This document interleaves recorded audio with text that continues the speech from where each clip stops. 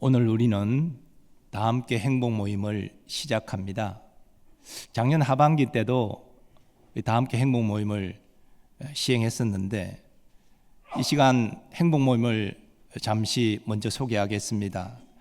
행복 모임이란 교회 예배가 아닌 구역과 소그룹 모임으로 태신자를 초청해 복음을 전하는 것입니다. 행복 모임은 복음 전도에 여러 장점이 있습니다.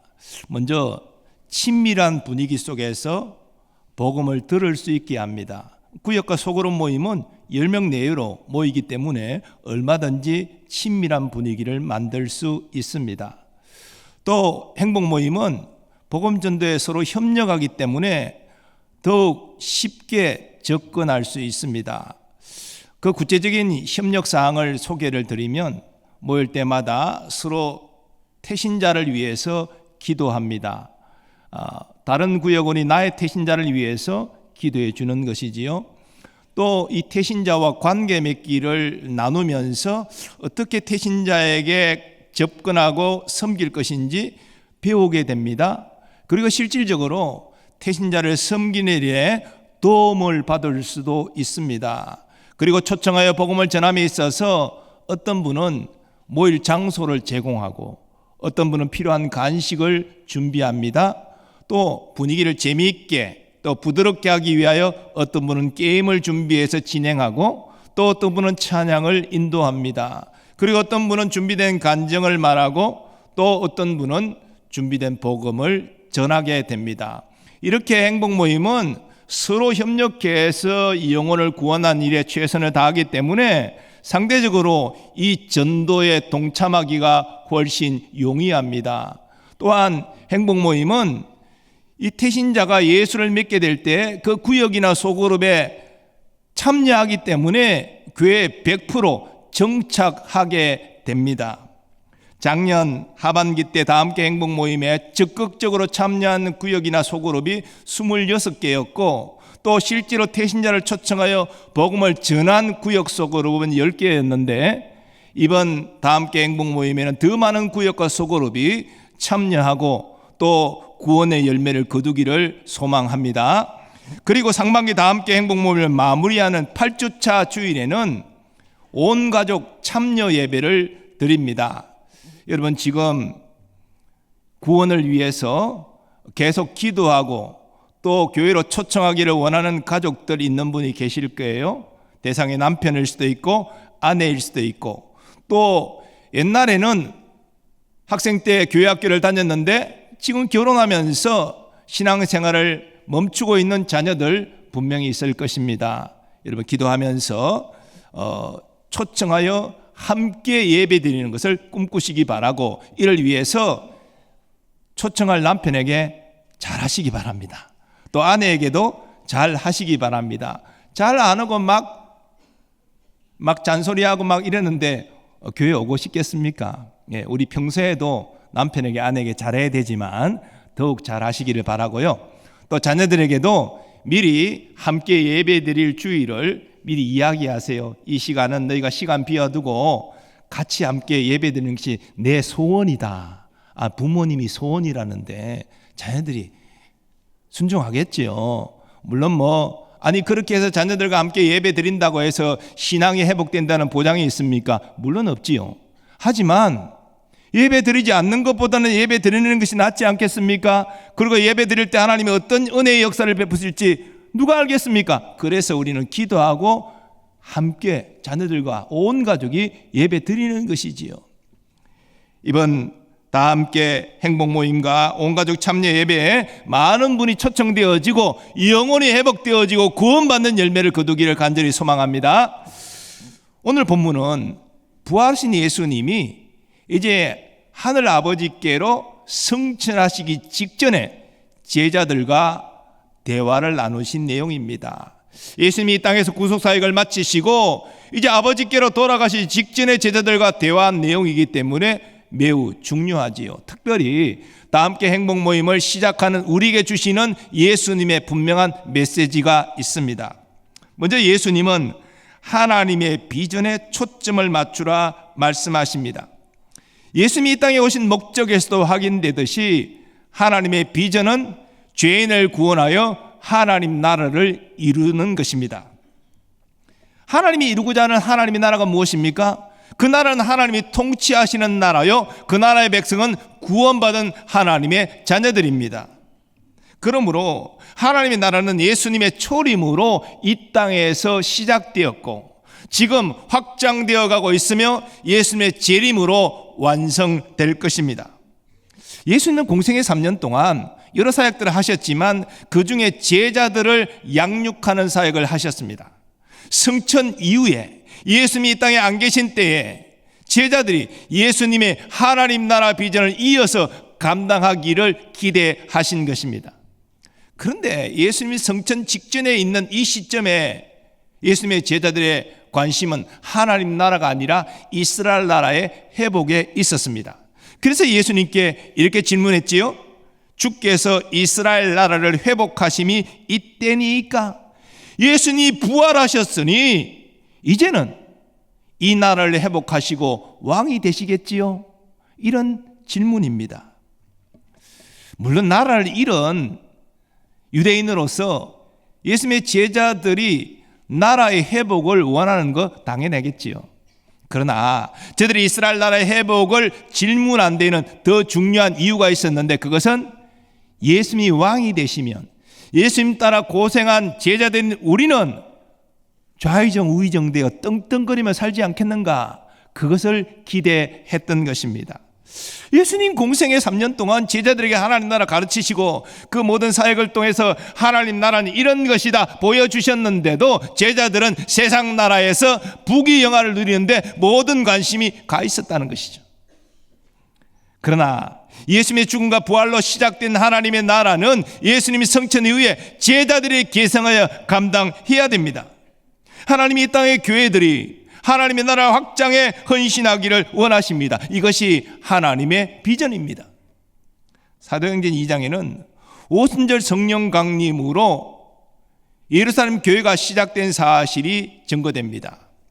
그 예루살렘 교회는 수년이 지나면서 수만 명의 성도로 성장했습니다. 그리고 사도행전 7장에 스데반 집사가 순교하면서 교회에 본격적인 박해가 임하고 사도들 외에 모든 성도들이 흩어졌습니다. 그런데 유대와 사마리아 지역으로 흩어지면서 그들은 만나는 사람들에게 복음을 전합니다. 그리고 사도행전 13장에 가면 안디옥 교회가 바나바 바울을 선교사로 파송하여 이제 이방 민족에게 복음을 전하기 시작합니다. 사도 바울은 세 차례 전도 여행을 통해서 이방 지역의 교회들을 세웠고 그래야 점점 하나님 나라는 확장되어 갔습니다. 이 사도들의 선교의 역사는 사도행전 28장으로 끝나지만 하나님 나라 확장은 그 이후에도 계속 이어졌습니다. 주 313년 로마 당국이 박해를 멈추고 기독교를 공인하였습니다. 자유롭게 신앙생활 하도록 허락했습니다.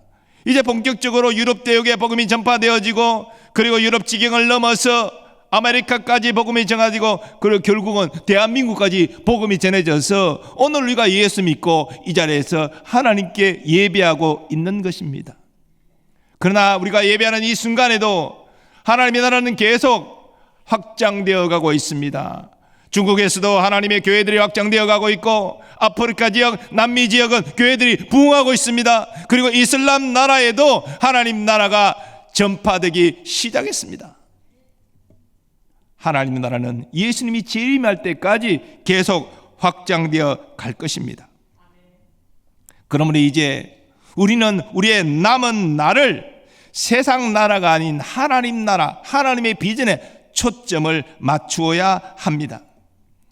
우리 중에 많은 분들은 지금 살아온 날보다 앞으로 살 날이 짧습니다. 금방 시간 흘러갑니다.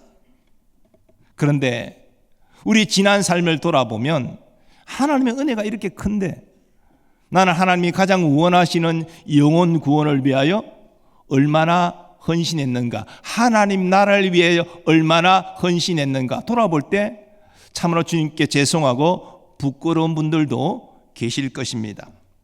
그렇다면 지금부터라도 이 세상에서 잘 먹고 잘 사는데 나의 소망을 두는 것이 아니라 하나님이 원하시는 하나님 나라에 소망을 두고 그 나라를 위하여 헌신하시기 바랍니다. 그럴 때 우리 모두 삶의 끝자락에서 바울처럼 이렇게 고백할 수 있습니다. 나는 선한 싸움을 싸우고 나의 달려갈 길을 마치고 믿음을 지켰으니 이제 후로는 나를 위하여 의의 면류관이 예비되었으므로 주곧 의로우신 재판장이 그날에 내게 주실 것이며 내게만 아니라 주의 나타나심을 사모하는 모든 자에게 도니라. 예수님의 제자는 예수님을 따르는 자들입니다. 예수님이 이 땅에 오셔서 사시고 죽으시고 부활하신 모든 것을 하나님 나라를 위하여 감당하셨습니다. 그리고 우리에게 하나님 나라를 위하여 헌신하라 말씀하십니다. 예수님은 그 주님의 요청에 순종하는 우리에게 착하고 충성된 종이라 칭찬하여 주실 것이고 우리에게 상급과 면류관을 내려 주실 것입니다. 우리의 유익과 만족을 위해서 살아가는 인생이 아니라 하나님 나라의 비전을 마음에 품고 그 나라를 위하여 헌신하는 우리 모두 되기를 소망합니다.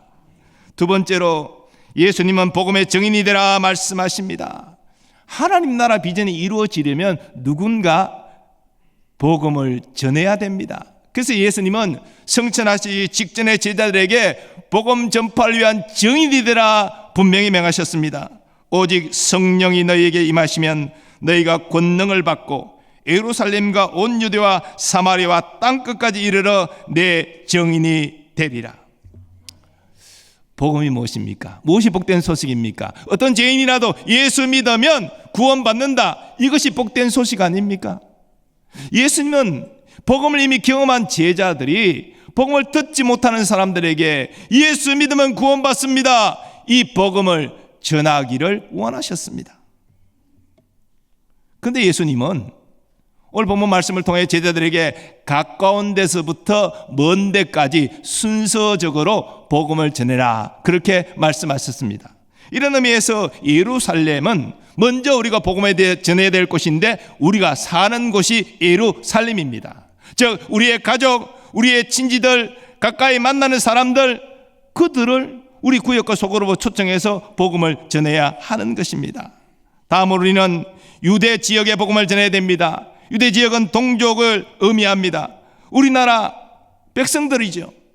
우리가 미자렙 교회를 돕고 또 국내의 여러 사역기관들을 돕는 것은 바로 국내 복음화를 위해서 우리가 헌신하는 것입니다. 그 다음에 우리가 복음을 사마리아 지역에 전해야 되는데 사마리아는 혼혈족이 되어 이스라엘의 미움을 받고 사는 이스라엘 북쪽의 사람들이죠. 우리의 상황에 적용하면 북한 동포들입니다. 우리는 북한의 복음화를 위해서 기도해야 됩니다. 할 수 있는 최선을 다해야 됩니다. 그리고 우리는 땅끝까지 복음을 전해야 됩니다. 이 땅끝은 세계 모든 나라를 의미하지요. 그래서 우리 교회는 5 선교사 가정을 파송했고 협력하여 기도하고 있습니다. 또한 여러 협력하는 선교사를 후원하고 있고 또 위하여 기도하고 있습니다. 이 모든 사역은 바로 복음의 증인으로 헌신하는 주님의 명령에 순종하는 것입니다. 자, 그런데 예수님의 이런 엄정한 명령에도 우리 성도들 개개인을 보면은 복음의 증인으로 활발하게 사는 분들이 많지 않습니다. 왜 그럴까요? 예수님의 가장 큰 명령, 우리 모두 다 복음의 빚진 자라 다 인정하잖아요. 그런데 왜 우리가 복음의 증인으로 사는 것이 힘들까? 그런 헌신하는 사람들이 많지 않을까? 먼저는요, 관심이 없기 때문이에요. 영혼을 구원하는 이것이 얼마나 하나님이 원하시는 일인지 관심이 없어요. 제자들처럼 세상 나라에서 내가 잘되고 행복하고 성공하고 이런 데 모든 관심이 가 있기 때문에 증인으로 살지 못하는 것이죠. 또한 관심은 있는데 행하지 못하는 것은 두려움 때문입니다. 용기가 없기 때문입니다. 믿지 않는 사람에게 내가 예수 전하다가 교회 가자 말하다가 내가 핀잔을 받고 내가 어려움 당하면 어떡할까 두렵기 때문에 실천을 하지 못하는 것입니다. 그러나 더 중요한 이유가 있습니다. 더 중요한 이유는 복음의 증인이 되기 위하여 기도하지 않기 때문입니다. 여러분, 기도하면 관심이 가요. 주님께서 담대함도 주세요, 지혜도 주세요. 근데 기도하지 않으니까 관심이 없는 거예요. 또 용기도 나지 않는 거예요. 그러니 복음의 증인으로 못 사는 것이죠. 어느 강가 마을에 홍수가 났습니다. 큰 비가 와서 비는 그쳤지만 이제 그 비가 몰아서 강으로 흘러들으니 물살이 그칩니다. 근데 그 강에 배가 하나 띄어져 있었는데 이 물살에 흔들리다가 그 배 안에 있는 한 아이가 떨어졌습니다. 강가 마을에 사니 수영은 하지만 그친 물살에 헤쳐나와 밖으로 나오지 못합니다. 이것을 보고 동네 사람들이 발을 동동 구르는데 수영 잘하는 한 젊은이가 자기 몸에 밧줄을 메고 뛰어들었습니다. 그러면서 이 밧줄 끝을 잡아달라고 그는 달려가 수영해서 그 아이를 붙잡았습니다. 그러나 물살이 워낙 세기 때문에 자기 힘으로는 물살을 헤치고 밖으로 나올 수가 없었습니다. 그래서 외칩니다. 그 밧줄을 끌어당겨 주세요. 근데 동네 사람들이 밧줄을 붙잡아 달라고 말하고 물속으로 들어간 이 젊은이의 말을 귀 기울여 듣지 않고 어떻게 구출하는지 건지는지 구경하고 있었습니다. 그래서 이 다급한 외침에 몇 사람이 깜짝 놀라서 누가 밧줄을 쥐고 있는지 보니까 아무도 안 쥐고 있는 거예요. 그래서 다급하게 몇 사람이 밧줄을 붙잡아 끌었습니다. 조금만 늦었으면 두 사람은 그친 물살에 휩쓸려 가고 말았을 것입니다. 주님은 우리가 복음의 증인이 되면서 이 사명 감당할 때 무엇보다도 기대의 줄을 꼭 붙잡고 나아가기를 원하십니다. 우리가 기도하지 않는다면 우리는 복음의 증인으로 살 수가 없는 거예요. 그래서 태신자를 작정하여 기도하는 것이 사실은 전도의 절반입니다. 우리는 모두 태신자 작정하고 기도부터 시작해야 됩니다. 제가 강력하게 말씀드리는 것입니다. 우리는 가정에서 가족 복음화를 위해서 기대의 줄을 꼭 붙잡고 복음의 증인으로 살고 있습니까?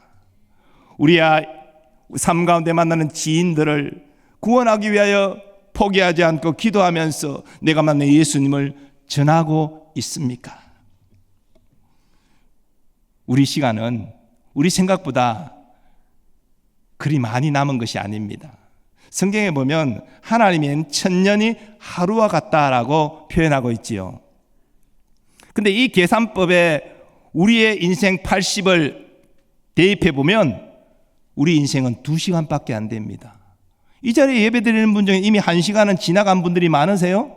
이제 몇십 분밖에 남지 않았어요. 이 시간이 언제 끝날지 알지 못하는 가운데 있습니다. 그러면 이렇게 하나님의 은혜로 구원받은 것에 대해 감사하면서 빚진 자로서 주를 위하여 하나님 나라를 위하여 아무것도 하지 않고 삶을 마무리하면 주님 앞에 설 때에 얼마나 죄송하고 부끄럽겠습니까? 우리의 남은 삶 가운데 주님의 명령 따라 복음의 증인으로 사는 우리가 되기를 소망합니다. 그런데요, 사실 이 초대교회 때 복음의 증인으로 산다는 것은 쉬운 일이 아니었어요. 왜냐하면 초대교회는 박해받던 때였기 때문입니다. 내가 예수 믿는 거 발각되면 붙잡혀 고문당하고 심하면 사형됩니다. 사자밥이 됩니다. 그런데 다른 사람에게 예수 믿어라 전하면 더욱더 중재가 되겠지요. 그래서 이 증인이라는 헬라어 단어 마르투스는 이 단어에서 영어 단어 순교자 마르트로 진화된 것입니다. 결국은 증인이라는 것은요, 예수 전하기 위해 목숨을 거는 자라는 의미입니다. 초대교회 때 복음의 증인이라는 의미는 적어도 그런 의미였어요. 물론 오늘날 우리가 자유롭게 신앙생활하는 자유 대한민국에 있으면서 내가 예수 믿고 예수 믿으라 전하는 것 때문에 체포되고 고문받고 죽임당하지는 않습니다. 그러나 또 다른 어려움들은 겪지요. 친구와 좋았던 관계가 예수 믿으라 전함으로 서먹한 관계가 될 수가 있고, 또 이웃에게 예수 믿으라 전하면서 교회 가자 말하면서 또 욕을 듣고 물 한 바가지 끼어 던져가지고 소금으로 뿌림당하고 뭐 그런 일도 생길 수가 있고, 그래서 이런 어려움을 당하는 사실입니다. 그러나 복음의 증인이 된다는 것은 그런 여러 가지 불편함과 어려움이 온다 할지라도 나는 내가 만난 예수님 전하겠습니다. 이게 복음의 증인으로 사는 것입니다. 그리고 주님은 그렇게 어려움을 감내하고 복음의 증인으로 사는 우리와 함께 하시는 것이지요. 이번 다 함께 행복 모임 가운데 어떤 어려움이 온다 할지라도 기도하면서 내가 만난 예수님을 증거하는 우리 모두 되기를 소망합니다. 온 가족 참여 예배에 어떤 일이 있어도 다 가족을 초청해서 함께 예배드림으로 구원의 감격을 회복하는 은혜가 있기를 축원합니다. 세 번째로 예수님은 성령님을 의지하라 말씀하십니다.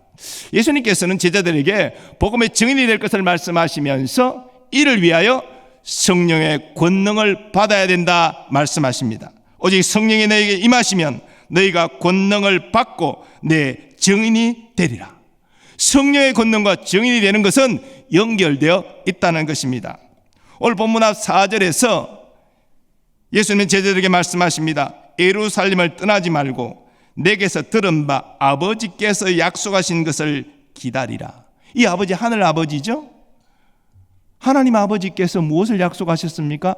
성령으로 세례를 받는 것입니다.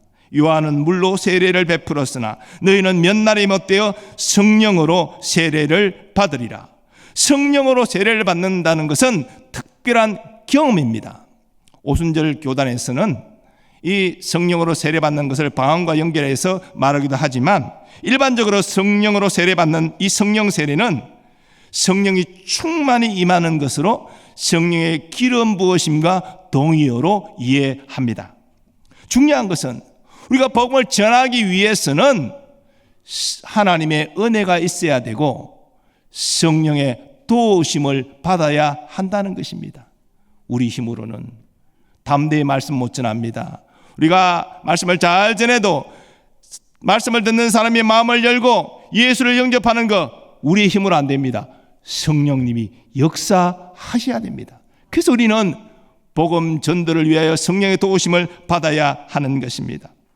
제자들은 예루살렘 떠나지 말고 아버지께서 약속하신 기다리라 예수님 말씀을 듣고 모여서 간절히 기도했습니다. 그리고 열흘이 지난 오순절에 성령님이 강림하셨고 저들은 성령으로 세례를 받고 성령으로 충만하여 능력 있는 복음 전도자가 되었습니다.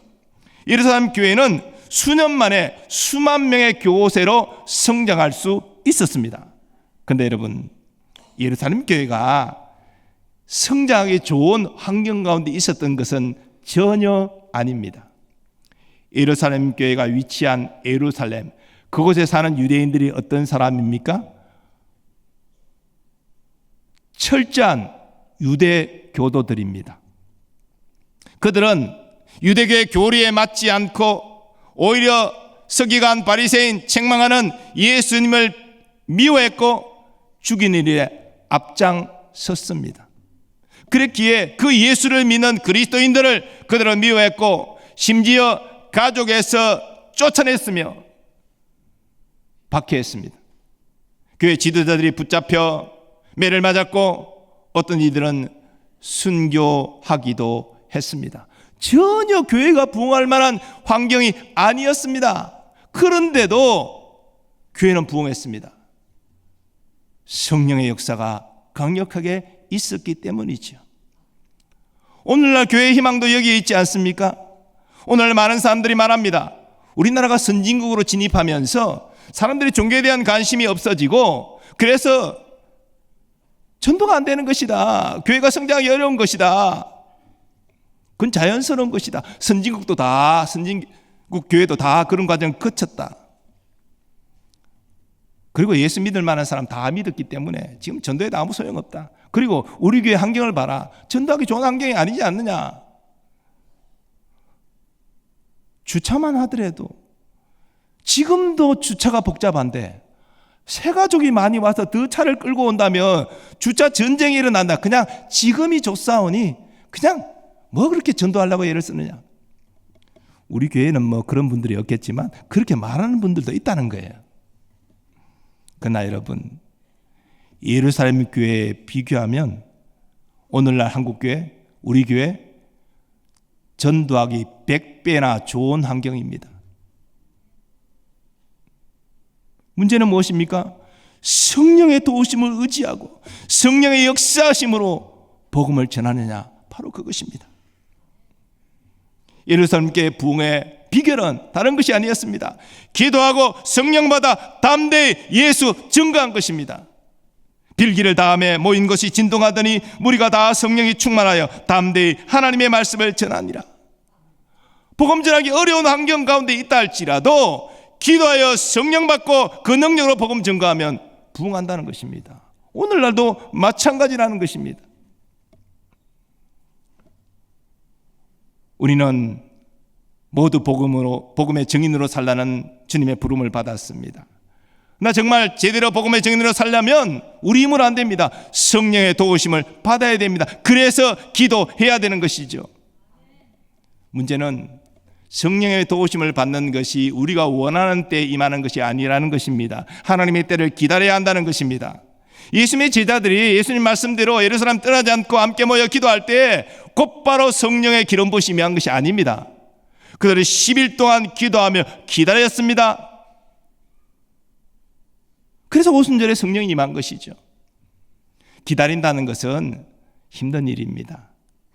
좋은 일도, 좋은 결과를 예상하고 기다리는 것도 힘든 일이에요. 공무원 시험에 합격하기 위해 열심히 공부했고 시험을 잘 쳤습니다. 합격의 기대감이 있습니다. 그래도 어찌 될지 결과를 알지 못하기 때문에 기다리는 시간은 초조하고 두려운 것이에요. 힘든 것이에요. 하물며 하나님의 역사를 기다린다는 것은 더욱 힘든 것입니다. 주도권이 우리에게 있는 것이 아니라 하나님께 있기 때문입니다. 그래도 우리는 하나님의 약속을 신뢰하고 기도하고 성령의 역사를 기다려야 된다는 것이죠. 성령으로 권능받고 담대해져서 복음을 전해야 된다는 것입니다. 그리고 때로는 하나님이 우리를 일부러 기다리게 하십니다. 네 눈에 보이는 환경은 어렵지, 도저히 이루어질 것 같지 않지, 인간적으로 아무리 계산해도 이게 이루어질까? 불가능하다 그렇게 생각되지. 그럼에도 불구하고 너는 나를 신뢰하고 기다릴 수 있겠니? 끝까지 기도할 수 있겠니?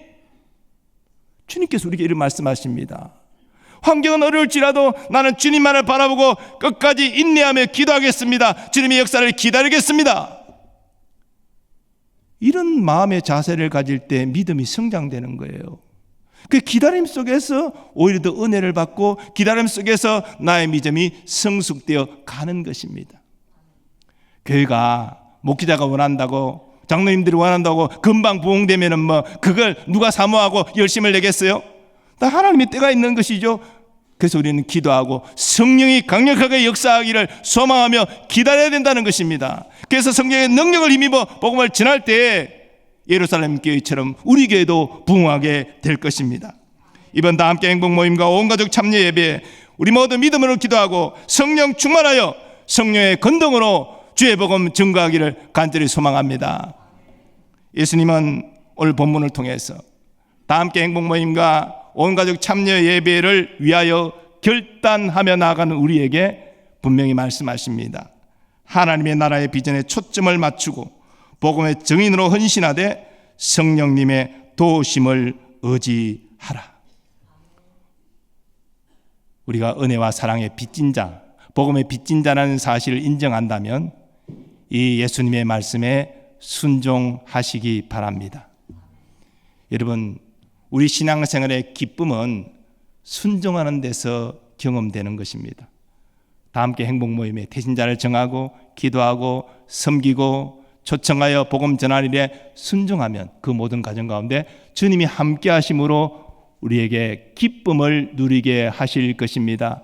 그리고 우리가 순종한 그 결과대로 하나님께서 선한 역사를 이루어 우리 자녀들 신앙을 회복하게 하시고 우리 지인들 예수 믿게 하시고 그래야 구원의 풍성한 열매를 거두는 기쁨도 누리게 하실 것입니다. 이 기쁨에 우리 모든 교우들이 동참하여 하나님께 영광 돌리기를 간절히 소망합니다. 이제 가능하신 분들은 다 일어나셔서 우리 복음의 증인이라는 이 찬양 기쁨으로 결단하며 찬양하도록 하겠습니다.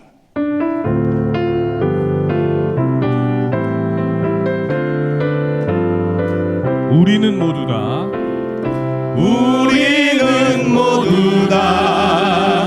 주님의 증인 땅 끝까지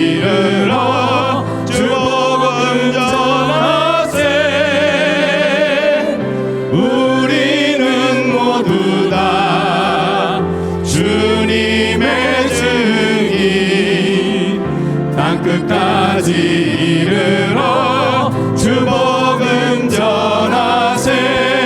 죄인 위해 십자가 지신 고난의 주님, 사망 권세 이기고 사신 부활의 주님, 다시 오심 약속하신 재림의 주님, 땅끝까지 이르러 주 복음 전하세. 우리는 모두 다 주님의 증인, 땅끝까지 이르러 주 복음 전하세. 우리는 모두 다 주님의 증인, 땅끝까지 이르러 주 복음 전하세. 죄인 위에 십자가 지신 고난의 주님, 사망 권세 이기고 사신 부활의 주님, 다시 오심 약속하신 재림의 주님, 땅끝까지 이르러 주 복음 전하세. 죄인 위에 십자가 지신 고난의 주님, 사망 권세 이기고 사신 부활의 주님, 다시 오신 약속하신 재림의 주님, 땅끝까지 이르러 주 복음 전하세. 주님 전하세. 우리 받은 말씀 의지와 함께 기도하기를 원합니다. 다 함께 행복 모임 방관자 외면자 되지 않겠습니다. 주의 은혜에 사랑에 빚진 자, 이제는 순종함으로 하나님 나라의 우선순위를 두고 살겠습니다. 복음의 증인으로 살겠습니다. 이를 위하여 기도하며 성령의 도우심을 의지하고 나아가겠습니다. 통성으로 기도하겠습니다. 주여. 아버지 하나님의 크신 은혜와 사랑, 우리를 구원하신 것에 감사와 찬양과 영광을 올려드립니다. 이 함께 행복 모임을 시작합니다. 오늘 주신 예수님의 말씀을 붙잡습니다. 하나님의 나라의 비전을 꿈게 하여 주옵소서. 나는 세상 나라의 부귀영화를 위해서 목표를 가지고 살지 않았습니다. 이제는 아버지여 이 남은 삶 하나님이 기뻐하신 일에 초점을 맞추게 하여 주옵소서. 특별히 아버지의 복음의 증인으로 헌신하기를 원합니다. 내가 만난 예수님을 증언하기를 원합니다. 이를 위해서는 성령의 도우심이 필요합니다. 기도로 부정하게 하시고 기도의 줄을 꽉 붙잡게 하시고 성령의 권능을 받고 성령의 역사하심으로 막대의 복을 증가하는 우리가 되게 하여 주옵소서. 그래 이번에 공모임에 많은 분들이 초청되어져 구원받은 역사가 일어나게 하여 주옵소서. 우리 온 가족이 신앙을 회복하고 하나님의 기쁨으로 예배드릴 수 있도록 주님 도우시고 역사하여 주시옵소서. 오 주님 감사합니다. 주님께서 순종할 때 하나님 함께 하시고 동하여 기쁨을 누리게 하시고 구원의 즐거움을 회복하도록 주여 베풀어 주시옵소서. 오 주님 역사하여 주시옵소서. 거룩하신 하나님, 오늘 하나님의 백성들이 결단하고 믿음으로 기도한 것들을 주여 들어주시고 하나님 역사하여 주셔서 모두 복음의 증인으로 담대히 행할 수 있도록 주님 도와 주옵소서. 오늘 예배하는 성도들 가운데 육신의 질고로 투병하는 연약한 육신 가지고 있는 분들 하나님 건강을 회복하는 은혜를 누리게 하여 주옵소서. 마음의 상처가 치유되어지게 하시고 삶의 무거운 짐이 가볍고 문제가 해결되는 그런 예배가 되게 하시며 영적인 침체가 첫사랑의 감격으로 회복되는 은혜를 누리게 하여 주옵소서. 우리 사랑하는 자손들, 저들의 성장과 학업, 진학, 취업, 결혼, 잉태, 출산 모든 것들이 하나님의 크신 은혜 안에 있게 하여 주옵소서. 국방의 의무 감당하는 우리의 자녀들을 보호하여 주시고 가정으로 건강하게 돌아오게 하여 주옵소서. 오늘도 주의 몸된 교회를 섬기는 모든 일꾼들을 사랑하여 주시고 저들의 가정과 생업에 주의 복을 내려 주옵소서. 선교사님들과 가족을 보호하여 주시고 열악한 환경 가운데서도 성령의 능력으로 귀한 사명 감당케 하여 주옵소서. 우리나라 대한민국을 사랑하여 주시고 여러 가지 혼란이 질서를 잡고 이 어려움을 통하여 다시 도약하는 대한민국 되게 하여 주옵소서.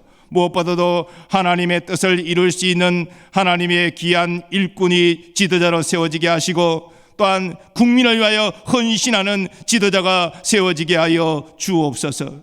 남북의 평화복음 통일을 이루어 주시고 함께 남북 성도들이 감격하며 예배하고 주의 복음 땅까지 전하는 위대한 선교 민족 되게 하여 주옵소서.